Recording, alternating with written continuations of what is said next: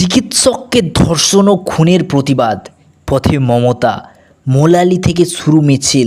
আরজিকর কাণ্ডে মুখ্যমন্ত্রীর পদত্যাগ দাবি করে সুর চড়িয়েছে বিজেপি। শাসক শিবিরকে কাঠগড়ায় তুলেছে বাম কংগ্রেস। চিকিৎসককে ধর্ষণ ও খুনের প্রতিবাদে আজ পথে নামলেন মমতা বন্দ্যোপাধ্যায়। অপরাধীর সর্বোচ্চ শাস্তি চেয়ে মোলালি থেকে মিছিল করলেন মুখ্যমন্ত্রী ও তৃণমূল নেত্রী। পথে নামলেন মমতা বন্দ্যোপাধ্যায়। আরজিকর কাণ্ডে মুখ্যমন্ত্রী পদত্যাগ দাবি করে সুর চড়িয়েছে বিজেপি। শাসক শিবিরকে কাঠগড়ায় তুলেছে বাম কংগ্রেস।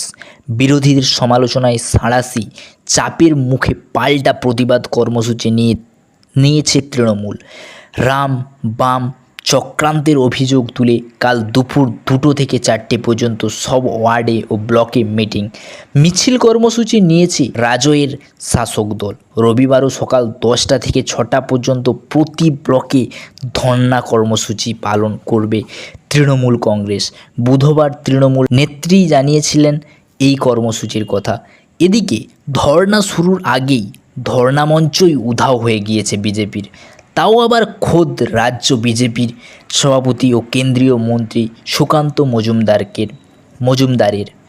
ঘটনাকে ঘিরে তীব্র হচ্ছে রাজনৈতিক সংঘাত। কলকাতা পুলিশকে কাঠগড়ায় তুলে সরব হচ্ছে গেরুয়া শিবির। আরজিকর কাণ্ডে মুখ্যমন্ত্রীর পদত্যাগ দাবি করে আজ থেকে ধর্না কর্মসূচি নিয়েছে বিজেপি। শ্যামবাজার মেট্রো স্টেশনের 1 নম্বর গেটের কাছে গতকালই মঞ্চে বেঁধেছিল গেরুয়া শিবির। আজ ওই ধর্না মঞ্চে অবস্থানে বসার কথা ছিল রাজ্য বিজেপি সভাপতি সুকান্ত মজুমদারের।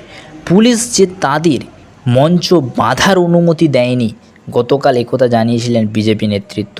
বিজেপি যুব মোর্চার দাবি, ভোর 5টাতেও ধর্না মঞ্চে ছিলেন তারা।